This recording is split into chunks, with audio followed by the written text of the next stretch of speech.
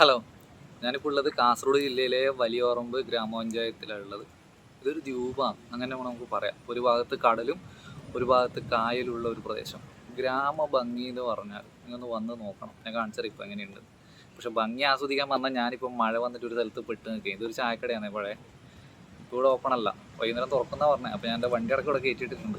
അതുകൊണ്ട് ജസ്റ്റ് ഒന്ന് മഴ പോയിട്ടൊന്നും കൂടി ഇറങ്ങാം. ഓക്കെ. അപ്പോൾ നമ്മൾ കുറച്ച് പോയിക്കൊണ്ടിരിക്കുമ്പോൾ ഇത് കണ്ടട ഇങ്ങനെ രണ്ടാൾ, അവർക്കൊന്നും ഒരു പേടിയുമില്ല.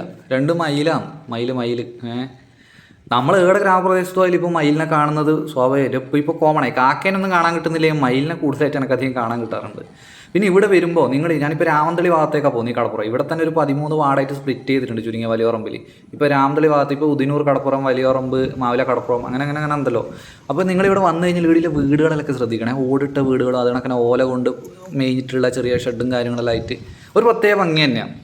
അത് നിങ്ങൾ വന്ന് കാണണം. ഞാനിപ്പോൾ ഇവിടെ ഒരു കിണർ കണ്ട സ്ഥിതിക്ക് ആഴം നോക്കാൻ വിചാരിച്ചു. നമ്മളൊരു മലയാളിയുടെ ശീലമല്ല കിണർ കണ്ടൊന്ന് ആഴം നോക്കല്. ഓക്കെ, ചെറിയ ആഴത്തിൽ നല്ല വെള്ളമുണ്ട്. തൊട്ടടുത്ത് ഒരു ബിൽഡിംഗ് കണ്ടാലും ഒന്ന് കയറി നോക്കാൻ തോന്നി. ഒരു പൊട്ടിപ്പൊളിഞ്ഞ ബിൽഡിംഗ് ആണ്. കാണുമ്പോൾ പുറമേ നോക്കുമ്പോൾ ഒരു സ്കൂളാണൊക്കെ എനിക്ക് തോന്നി. കയറിയിട്ടുള്ളിൽ നോക്കുമ്പോണ്ടാ ആ ബ്ലാക്ക് ബോർഡെല്ലാം കണ്ടിട്ട് ഞങ്ങൾക്ക് ഉറപ്പിച്ചു ഇത് സ്കൂൾ തന്നെ. അതങ്ങനെ ഗാന്ധിജീൻ്റെ ഫോട്ടോ ഒക്കെ ഉണ്ട്. നല്ല ഒരു സിനിമ ലൊക്കേഷനൊക്കെ പറ്റിയൊരു അറ്റ്മോസ്ഫിയർ. അങ്ങനെ കുറേ ക്ഷേത്രങ്ങളും തറവാടുകളും പ്രസിദ്ധമായ ക്ഷേത്രങ്ങളൊക്കെ ഇവിടെ ഉണ്ട് കേട്ടോ.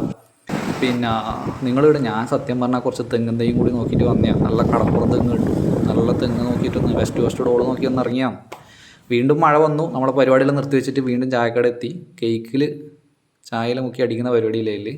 അപ്പോൾ നിങ്ങൾ പറ്റുമെങ്കിൽ ഇവിടെ വരിക. ഈ റോഡ് വഴി ഒന്ന് ഡ്രൈവ് ചെയ്തിട്ട് ഇവിടെ എല്ലാവർക്കും ഒന്ന് ബുദ്ധിമുട്ടില്ലാത്ത രീതിയിലൊന്ന് ഈ സ്ഥലവും ആ പ്രകൃതിയെല്ലാം ഒന്ന് കാണാൻ ശ്രമിക്കുക. സൂപ്പർ പ്ലേസാണ്.